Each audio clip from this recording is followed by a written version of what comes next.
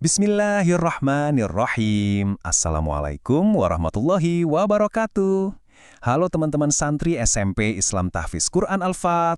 Apa kabar semuanya? Senang sekali bisa ketemu lagi.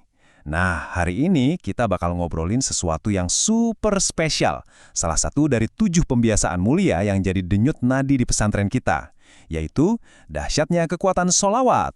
Yuk, kita mulai. Oke, sebelum kita masuk lebih dalam, aku mau nanya sesuatu ke kalian. Coba pikirin deh, siapa sih pahlawan di hidupmu? Mungkin yang langsung kepikiran itu orang tua ya kan? Atau mungkin guru favorit yang super inspiratif. Bisa jadi sahabat, atau jangan-jangan karakter superhero di film? Kita semua pasti punya sosok yang kita kagumi kan? Betul banget, semua pahlawan itu keren dengan cara mereka sendiri. Tapi, dalam Islam, kita dikenalkan pada satu sosok teladan yang, wow, jauh melampaui mereka semua. Teladan terbaik sepanjang masa yang akhlaknya itu Al-Quran berjalan. Siapa lagi kalau bukan pahlawan sejati kita, Nabi Muhammad SAW.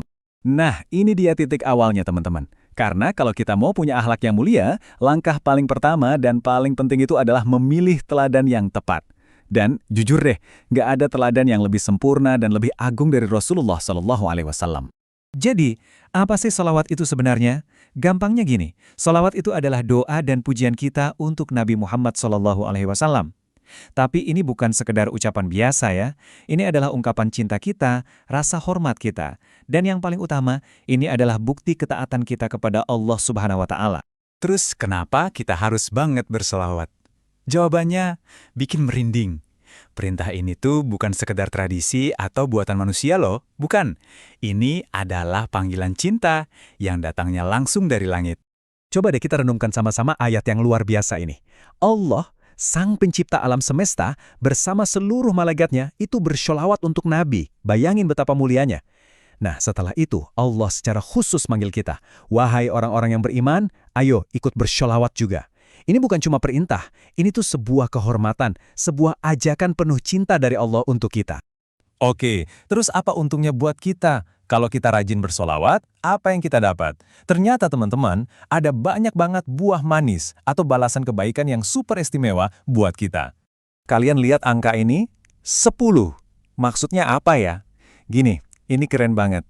Setiap cuma satu kali kita bersolawat untuk Nabi, Allah SWT akan membalasnya dengan 10 kali lipat rahmat untuk kita. 1:10. Masya Allah, betapa pemurahnya Allah ya.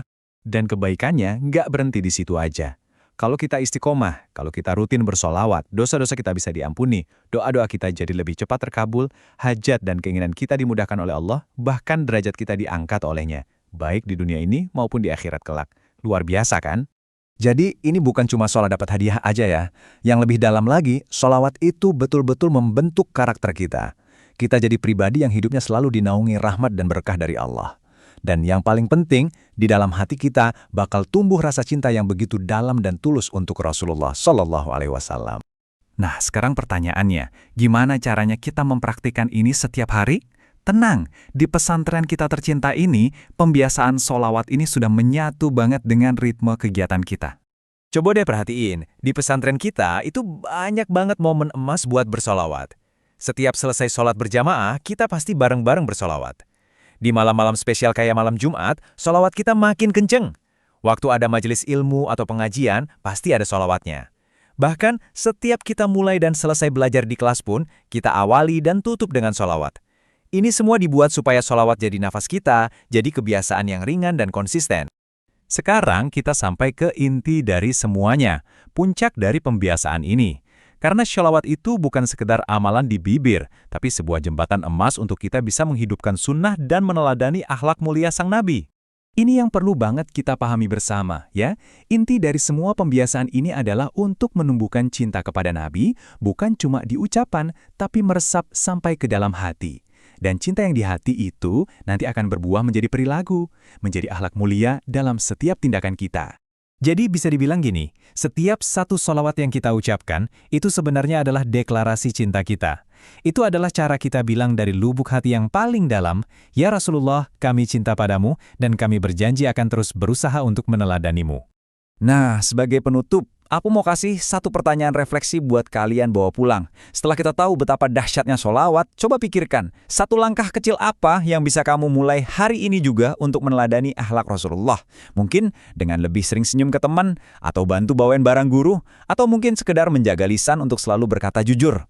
Mulai dari yang paling kecil, yang penting istiqomah. Terima kasih banyak ya teman-teman. Wassalamualaikum warahmatullahi wabarakatuh.